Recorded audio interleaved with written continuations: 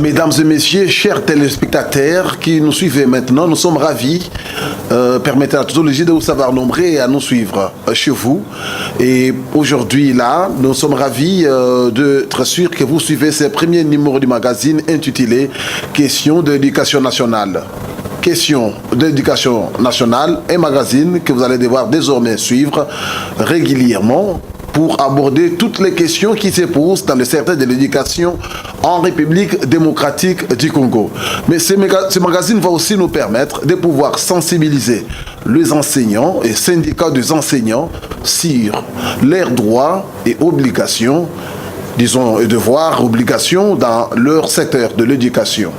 Et nous tenons à rappeler que ce numéro intervient à un moment le plus important du pays, moment où il y a passation pacifique et aussi civilisée, comme le dit, du pouvoir entre le président entrant et le président sortant. Voilà pourquoi nous nous saisissons de cette opportunité pour pouvoir déjà poser les diagnostics dans ce secteur de l'éducation et, si possible, aussi présenter déjà les priorités qui devra aborder ce nouveau gouvernement, ces nouvelles autorités du pays dans le secteur de l'éducation, un secteur le plus crucial, le secteur primordial et prioritaire pour le développement de notre pays. Mais pour pouvoir aborder toutes ces questions, les développer, j'ai un invité ici au plateau que j'invite à se présenter lui-même. Oui, merci Benoît pour cette occasion que vous m'offrez pour pouvoir parler, débattre sur un sujet important qui concerne l'éducation, un sujet clé du secteur social, un sujet sujet tant vanté par la population. Quand la population dit le peuple d'abord, on voit le social, et quand on voit le social, on voit principalement les secteurs comme l'éducation. Je m'appelle Augustin Tumbanzouji, je suis secrétaire général de la Fédération nationale des enseignants et éducateurs sociaux du Congo, FENECO-UNTC. Et en dehors, hormis cette fonction du secrétaire général du syndicat FENECO-UNTC, j'espère que vous avez d'autres responsabilités au niveau... Présentement, je n'ai pas d'autres responsabilités importantes comme il y a 6 ans où je représentais tous les syndicats d'Afrique centrale au niveau du comité syndical francophone de l'éducation et de la formation. Mon mandat qui a commencé en 2012 quand il y avait le sommet en RDC a été renouvelé en 2014 lors du sommet au Sénégal, renouvelé encore à Madagascar quand il y avait le sommet en Tana. Et finalement, en 2018, ici, lors du dernier sommet en Arménie, nous avons dû céder ce poste à notre collègue et frère de la République centrafricaine. Sinon, en ce qui concerne une enquête du PASEC, c'est un outil de travail de la Confédération des ministres de l'éducation de la francophonie. Nous jouons un rôle au niveau du comité d'éthique. C'est là que nous sommes en train de travailler jusqu'à ce qu'on aura administré ces questionnaires là-bas à tous les enseignants ciblés. Donc, du moins pour l'instant, on est là, on est secrétaire général de la FENECO qui est affiliée à l'International de l'éducation. Augustin Tumbanzouji, j'espère que vous allez bien. Oui, ça va. Ok. Ça va bien. Je voulais me rassurer que vous allez bien pour pouvoir éclairer la lanterne sur toutes les questions de l'éducation au niveau national, étant donné que c'est vous qui êtes l'expert dans ce secteur. Alors, pour commencer, mais bien avant, je tiens d'abord aussi à cette occasion présenter mes vives félicitations au nouveau président de la République, Félix Antoine Tshisekedi Tshilombo, qui vient de prendre ses fonctions en tant que président de la République et chef de l'État. Et à cette même occasion aussi, nous tenons à lui, en tant que communicateur dans le secteur de l'éducation, lui rassurer tout notre soutien, et nous sommes disposés à pouvoir lui présenter tout ce qui se présente, plus ce qui se pose comme problème dans ce secteur. Pour commencer, Augustin Tumbanzouji, dans le secteur de l'éducation au niveau du pays, les autorités vous suivent, la population vous suit. Quels sont les problèmes qui se posent dans ce secteur? Voilà, merci pour cette question qui est, je crois, la plus importante. Il s'agit de faire un diagnostic dans notre secteur de l'éducation, secteur miné par tous les maux. Quand on dit corruption, on voit notre secteur. Quand quelqu'un de la RDC présente son diplôme à côté d'autres pays, on sent qu'il n'a pas la même valeur. Quand l'enseignant de la RDC se présente, même au niveau international où nous allons participer à des réunions, on croit que nous sommes les plus malheureux parce que, à croire le chiffre des enseignants reconnus mais non payés, environ 250 000 qui n'ont pas de salaire, c'est que c'est un scandale. Une fois, j'ai eu à parler de cette situation dans un colloque qu'on avait organisé à Montréal. Eh bien, il y avait des étrangers qui ont eu à verser de vraies larmes. Mais nous, ici, nous trouvons que c'est une situation normale parce que nous sommes habitués à mener la vie de façon anormale. Voilà, ainsi dit, notre secteur est d'abord un secteur important. Même s'il y a des problèmes, nous voulons, si je peux anticiper en ce qui concerne les remèdes, nous voulons que les animateurs de nos institutions, les prochains animateurs de nos institutions puissent considérer que nous sommes un secteur important. Si un minimum d'attention est accordé à ce secteur, eh bien je pense que nous allons pousser véritablement notre ouf de soulagement. Déjà avec l'avènement d'un nouveau président que je salue et félicite en passant, son Excellence Félix-Antoine Tshisekedi, nous avons trouvé, selon l'attente d'ailleurs de toute la population qui voulait que le pouvoir passe du côté de l'opposition, nous avons senti qu'il y aura un changement. Mais et ces changements là-bas sera radical. Il n'y avait pas un changement. Écoutez, depuis tous ces temps. J'étais en train de faire le diagnostic. Comprenez que si je dois y aller d'abord point par point, vous devez savoir que notre pays, en ce qui concerne l'Afrique subsaharienne, est parmi les rares qui accordent moins de 20% du budget national au secteur de l'éducation. Et là, c'est un problème. Nos différents gouvernants qui se sont succédés au ministère de l'enseignement primaire, secondaire et professionnel, parce que c'est le ministre de l'EPSP qui est le président du groupe thématique éducation, donc souvent c'est lui qui représente tous les secteurs de l'éducation en dehors du pays. Il s'était engagé à maintes reprises. Nous allons passer les budgets à 30%, nous allons passer à 25%, nous allons passer à 20%. Jusqu'aujourd'hui, nous sommes en dessous de la moyenne de l'Afrique centrale, de l'Afrique subsaharienne. Donc la moyenne est de 22%. Et nous sommes en train d'évoluer difficilement à 17%. Quand bien même on arriverait à accorder les 22%, ça ne résolvera pas tous les problèmes que nous connaissons. Ça, c'est déjà un problème. Un deuxième problème que nous avons, c'est que comprenez que tous les discours, c'est bien bon, mais il n'y a pas cette volonté. La mise en application. C'est ça le problème. Le deuxième problème, c'est qu'il existe au monde 9 pays qui regorgent les plus grands nombres des enfants en âge scolaire hors du système éducatif. Parmi les 9 pays, la RDC fait partie. Ah bon? C'est que c'est une honte. Quand vous regardez, je disais en passant là, nous allons dans les écoles de formation des enseignants. Les personnes qui sont censées revenir pour encadrer les élèves afin qu'ils deviennent utiles à la société, tous les pays misent sur ceux-là qui distinguent. Si vous regardez les cas chez nous, quand quelqu'un va faire la pédagogie générale ou je ne sais pas quoi au niveau du secondaire, il termine, il ne va pas venir enseigner. S'il distingue, il ne va pas venir enseigner. Il va chercher à aller se débrouiller dans un autre secteur. Pourquoi? Parce que les secteurs n'attirent pas.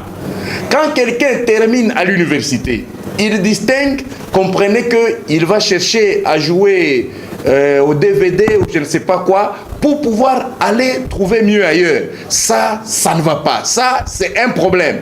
La conséquence, c'est quoi? C'est que le secteur est envahi par des personnes qui n'ont pas qualité des non spécialisées, qui n'ont pas la compétence d'encadrer les enfants. Donc, il y a ce que je peux appeler autrement l'assassinat scientifique.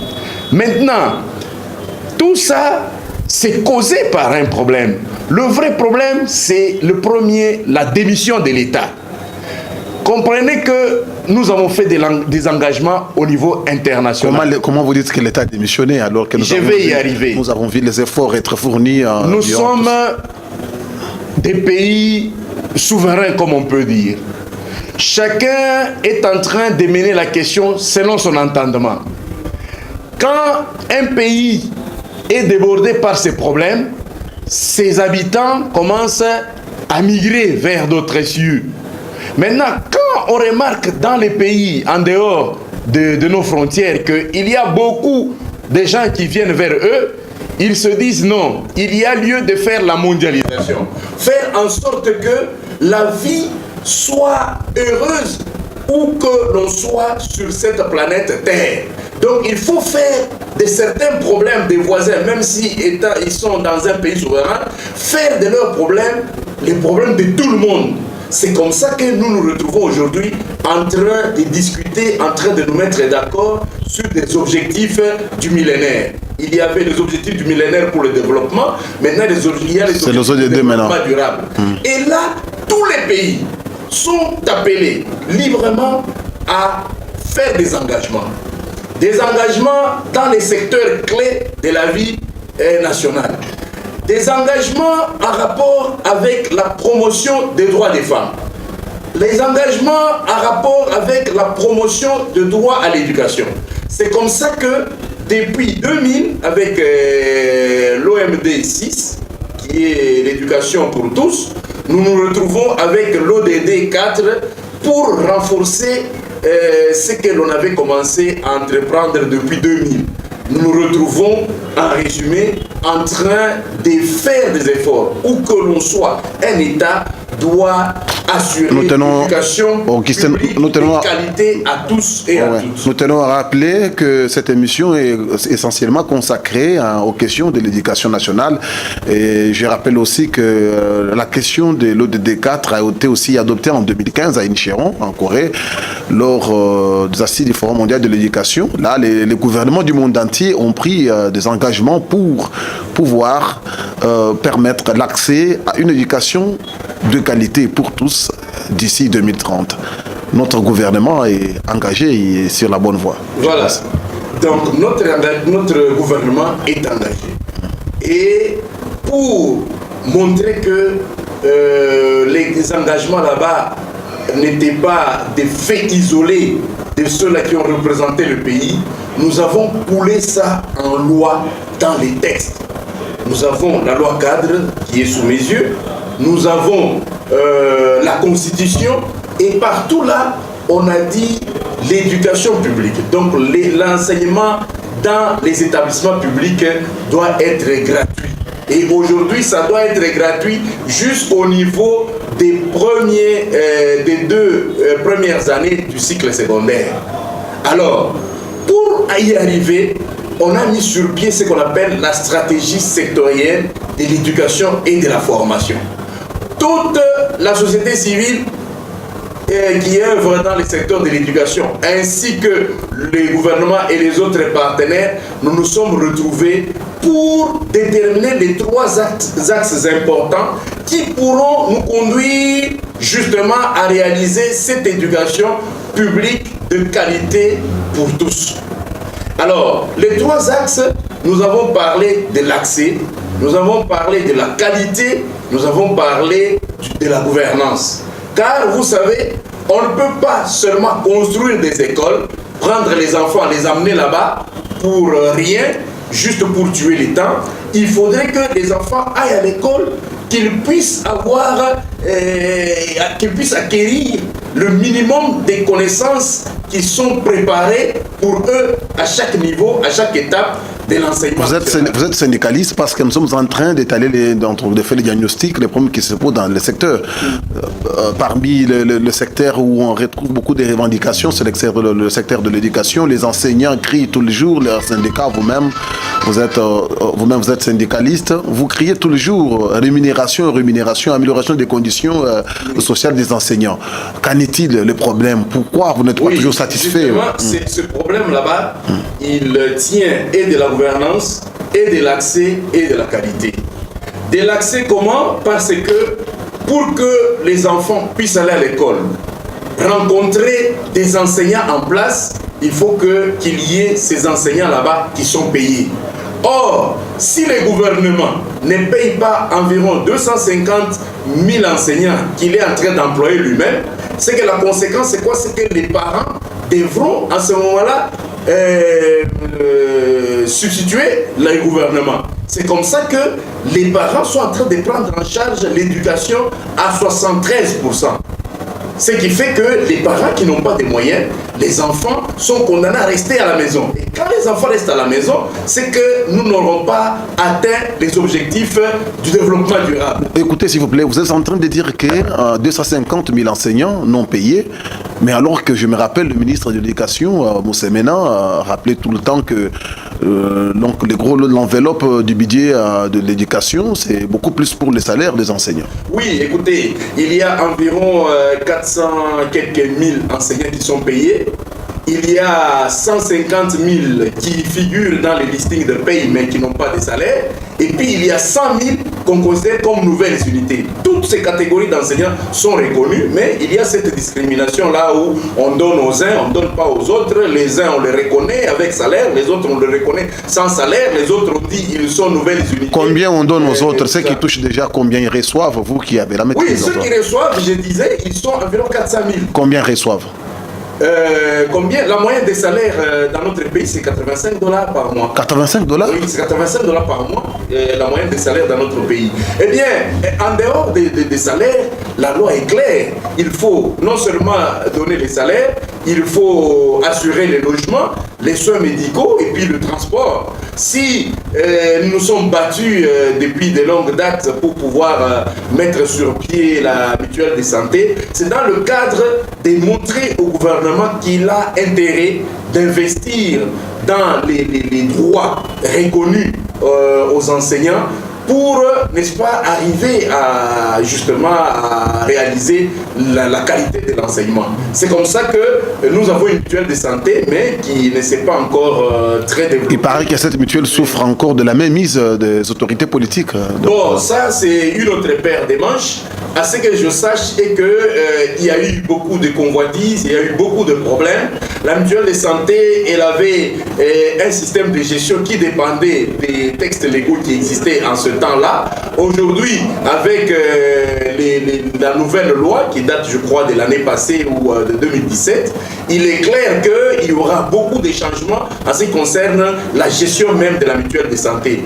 Tout compte fait, c'est intéressant de voir la mutuelle de santé en train d'assurer ne fût-ce que les soins médicaux comme elle est en train de le faire, de lui accorder l'apport nécessaire pour pouvoir s'étendre sur toute l'étendue de la République, que de chercher à tirer des intérêts individuels qui ne profitent pas aux enseignants comme on l'a connu. Mais Dieu merci que nous avons maintenu les structures qui sont sur place. On est en train de recruter un secrétaire permanent. Je crois que c'est une dame qui a gagné. Eh bien, c'est la personne habilitée à gérer la mutuelle. Le conseil d'administration ne sera pas permanent comme c'était le cas. Donc tout ça, c'est réglé par la loi. Il n'y a pas de problème. Notre souci en ce moment ici, notre revendication, c'est que le gouvernement puisse apporter davantage des moyens pour que cette mutuelle, qui n'existe que dans 4 villes, puisse s'étendre dans tous les coins de la République démocratique du Congo. C'est là... Augustin Tombanzoji, avant de passer ces points-là, il y a aussi un autre phénomène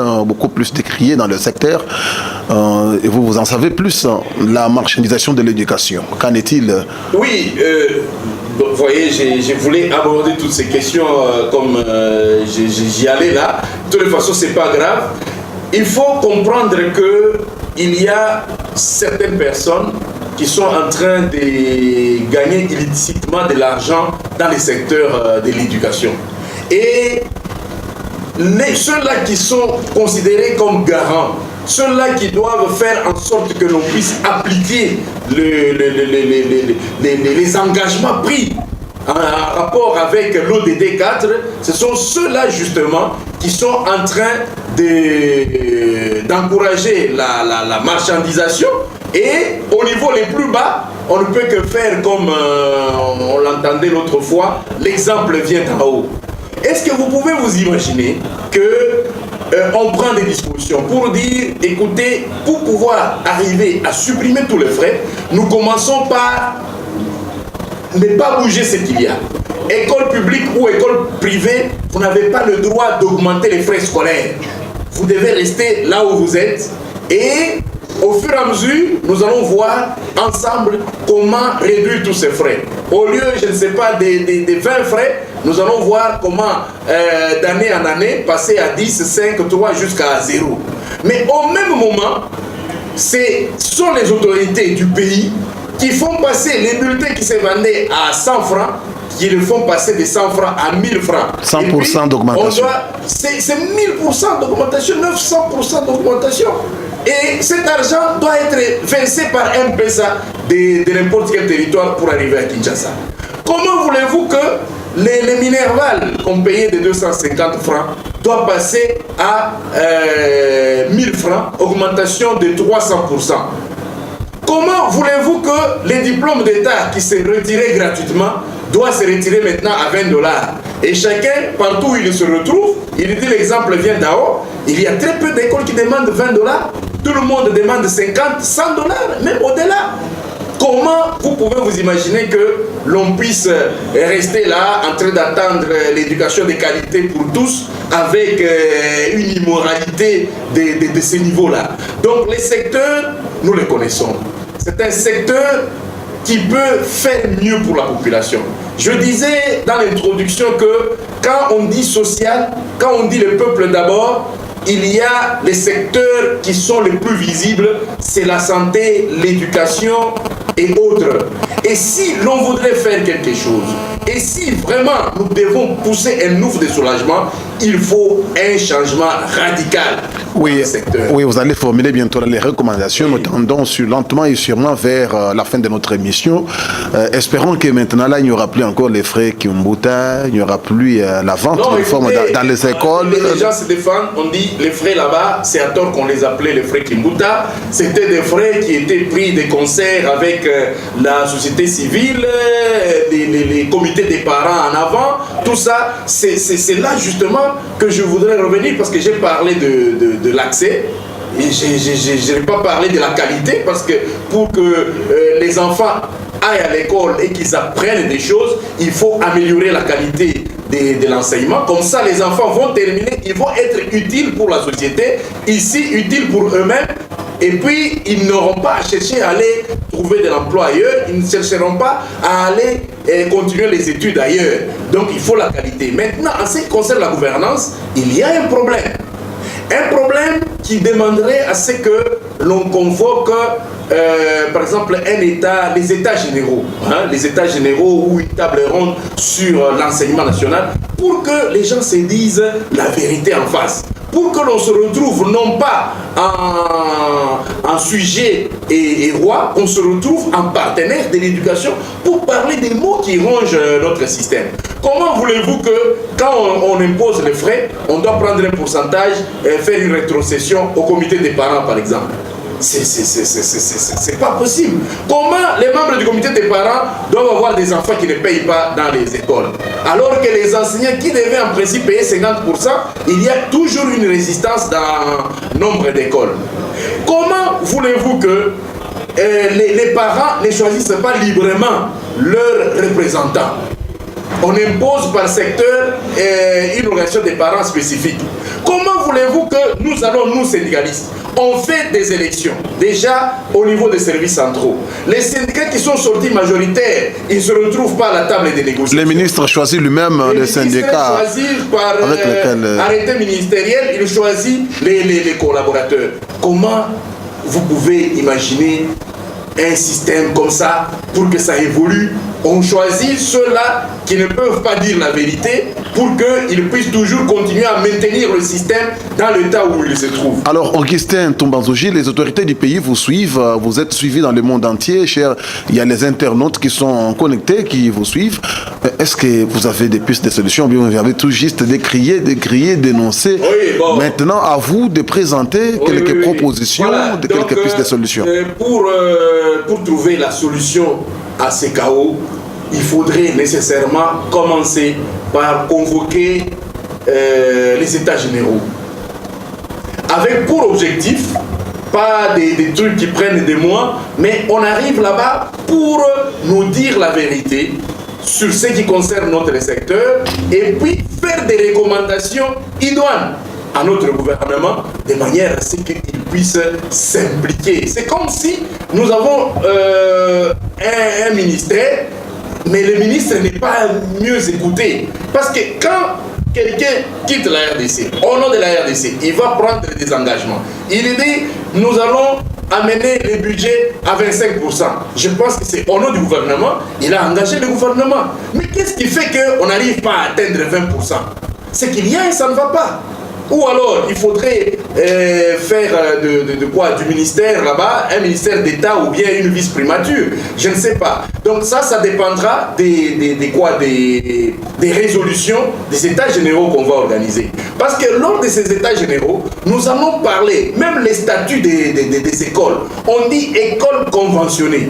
Quand vous regardez dans le texte de loi, une école conventionnée, c'est une école qui appartient à l'État, 100% à l'État, mais que l'État a cédé à un privé, un particulier, qui peut être une ASBEL, qui peut être une église comme on a les cas, et une confession religieuse, pour pouvoir gérer. Vous voulez dire que certaines écoles catholiques appartiennent à l'État, protestantes? Je veux dire que quand vous voyez quelque part c'est écrit école conventionnée, il n'y a pas que catholique, il y a des conventions avec environ 7 confessions religieuses.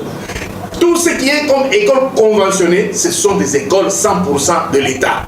Mais que l'État a cédé à cette confession pour la gestion.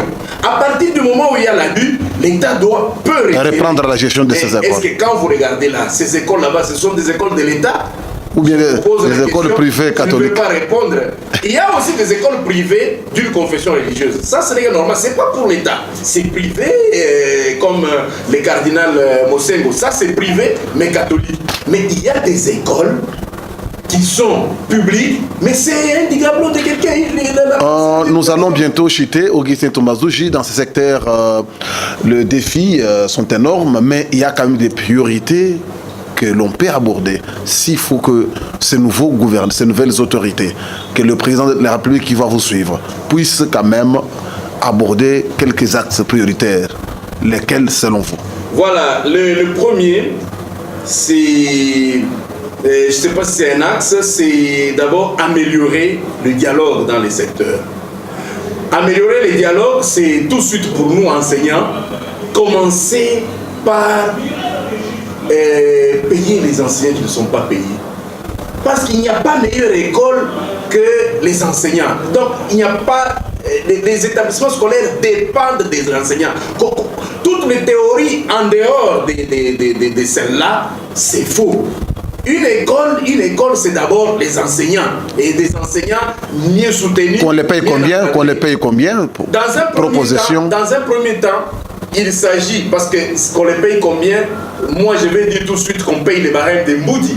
Or, quand vous regardez notre budget tel qu'on le présente, je ne dis pas c'est impossible, c'est difficile de le faire tout de suite. Mais le dialogue que je voudrais qu'on instaure, c'est quoi? C'est qu'on y va progressivement et on le rassure. Comme ça, quand nous nous trouvons autour de la table de négociation, vous nous dites toute votre vérité sur tout ce qui concerne les budgets. Vous dites, nous sommes capables de faire autant. eh bien, nous rentrons à la base, nous parlons avec les enseignants, nous disons, voilà, nous devons nous encourager, travaillons, parce que c'est notre pays, nous n'avons que ça comme pays. Alors, une autre priorité La première priorité, c'est celle-là, donc les enseignants. La deuxième priorité, c'est qu'il faut nécessairement, parce que nous voulons l'accès. Et l'accès, c'est construire les nouveaux bâtiments, donc des infrastructures, pour contenir tous ces enfants qui demeurent dans le désespoir de fréquenter les établissements scolaires un jour. Alors, quand on a des enseignants bien payés, on a des établissements suffisants pour accueillir tous les enfants, eh bien, on peut commencer à dire la gratuité va arriver. La gratuité, parce que ça ne va pas arriver du coup, les gens vont sentir qu'on va commencer à réduire le frais au fur et à mesure. Les enseignants bien payés, on réduit les frais, on construit des bâtiments, on a tous les enfants à l'école, on recrute des enseignants, et puis au fur et à mesure, on motive davantage les enseignants. Ceux-là qui distinguent restent dans les secteurs. Ceux-là qui distinguent restent dans les secteurs, eh bien, ça fait que, quand ils restent dans les secteurs, ça fait que l'enseignement va être de meilleure qualité et on n'aura plus à aller chercher autre chose. Oui. Alors, pour terminer, nous n'avons que ces pays. Donc, ceux qui ont les moyens, du moins, ils rêvent d'envoyer leurs enfants en dehors de ces pays. C'est pourquoi nous sommes déterminés de négocier de n'importe quelle manière pour améliorer la situation de notre secteur de l'enseignement. Nous voudrons bien que dès, je ne sais pas, dès l'évaluation des 100 jours du passage du nouveau président de la République à son poste, nous voudrons qu'il puisse déjà dire que pendant les 100 jours ici, il a posé ne fût-ce qu'un seul geste en faveur des enseignants. Et là, nous pourrons nous dire prêts à le soutenir et à travailler avec tous les enseignants pour les meilleurs de ces pays. Merci. Ceux-là qui vont étudier ailleurs, ils ont des moyens. Mais nous là, nous-mêmes les enseignants, nos enfants sont là. La plupart ne sont même pas dans les établissements scolaires. Merci Augustin Toumbanzouji. Le temps qui nous était imparti a touché à sa fin, mais ce n'est pas la dernière fois. Vous êtes l'expert pour nous qui sera tout le temps invité à ces magazines pour développer ensemble avec nous d'autres questions, parce que les défis sont énormes dans ce secteur. Et je pense que le président de la République, les autorités du pays qui vont suivre cette émission vont prendre en considération toutes les questions que nous avons ensemble décortiquées. Pour vous qui nous suivez, pour toutes les recommandations et propositions, vous allez nous écrire ou bien nous envoyer à partir des contacts qui sont affichés en bas de vos petits écrans. Et nous vous disons sincèrement merci pour votre attention soutenue à cette émission et à la prochaine.